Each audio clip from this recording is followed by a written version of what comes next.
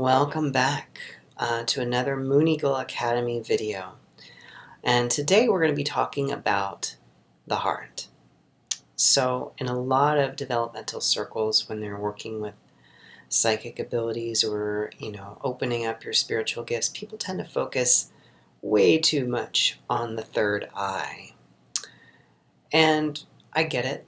There's a lot of flash and sizzle with that one, You get to see interesting things. You get to see energy. They say seeing is believing. But one of the things that I've come to learn as far as my abilities is I don't see with this. I see with the heart. And so when my heart is open and loving, I'm way more psychically attuned to things.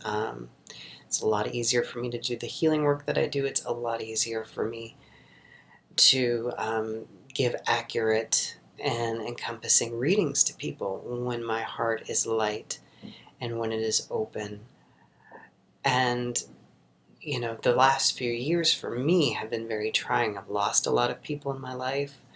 I've had a lot of personal setbacks. And so it's been a real hard struggle to keep that open and to keep that working. And one of the things I've been doing lately is working on healing the heart and, pumping love through it and, sending that out into the world, to myself first and then to others around me. So, we can, in the shamanic community, we talk about soul loss quite a bit. Where, we have a trauma or something happens and we lose bits of our essence, bits of ourselves. And I think the heart is a really great example of that. When we even say, my heart is broken. And sometimes, we have all the pieces, they're just kind of in a jagged mess and we have to put it back together, but sometimes we don't. And we have to do the work to retrieve those pieces after we've cleaned up, taken stock, and rebalanced ourselves. So I want you to really think about working with the heart more, because I believe you're going to get so much more out of that than working with the third eye. As far as a developmental thing, you also will feel better. Here's the thing, you can open the third eye, you can develop that, but if the chakras below it are not in balance, your vision is going to be erratic. You'll see very clearly, but you might not see very accurately. And, certain types of beings or spirits can make themselves look like anything they want. What they can't change is their base vibration. And if the heart is really well developed and sensitive, you can feel that no matter what they make themselves look like. If they could dress themselves up as this, towering beings of light, and love and whatever, but the heart will know that, they look like this, but I don't feel safe around them. I don't feel appreciated. I don't feel loved. I don't, I feel uncomfortable. And I feel like that's really important, is to develop the heart before you try and open that third eye, before you try and, open your vision out to be able to feel. Now, some people are more vision focused, and that's fine. Some people are more clairvoyant. I've always told people, I'm not the most clairvoyant person, but I have a really clear sense of feeling. And so when I track things with people, yes, I do see patterns and all, but I also, I'm seeing with the heart. I'm feeling first, and then allowing that to inform the mind to form that picture. So it can be really difficult when you start working in the heart, because a lot of times we have shut off our feelings because they're too intense, too painful. And there's a period of time where you have to work through some of that and feel that hurt, and allow it to flow. and allow yourself to grieve and allow yourself to just hurt and not feel great for a little bit.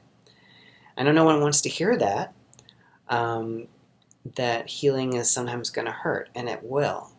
But as you push through that more, it's not that the hurt goes away.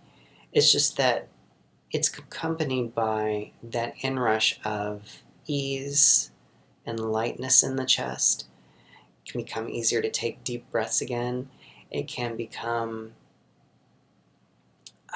you might just all of a sudden just feel good for no reason, and it's just the idea that there's a lot of times where we feel bad for no reason. We're in a bad mood. We don't know why. We have a sense of dread. We don't know why. So why can't the opposite be true? Why can't we feel good for no apparent reason? I'm all for that. Just let's feel good for no reason at all, and spread that around. And there's a lot more to this topic than this. This is just sort of an introduction. We really need to take time to nurture the heart. And if you're a guy, this is especially true because men in our society are encouraged to not feel. We're encouraged to put our feelings in a box and lock them away and don't express and don't show them. And if possible, don't even be aware that you're feeling anything. And over time, this causes a lot of damage to us. And that's why, particularly for men, when we start to do this heart work and we start to do the healing work, it really does not feel good because we've had a lot that we've locked away. Once we get through that box of stuff that we've locked away, though, there's room for us to feel good. There's room for us to feel love, to feel real joy, to be filled, and to see clearly with the heart.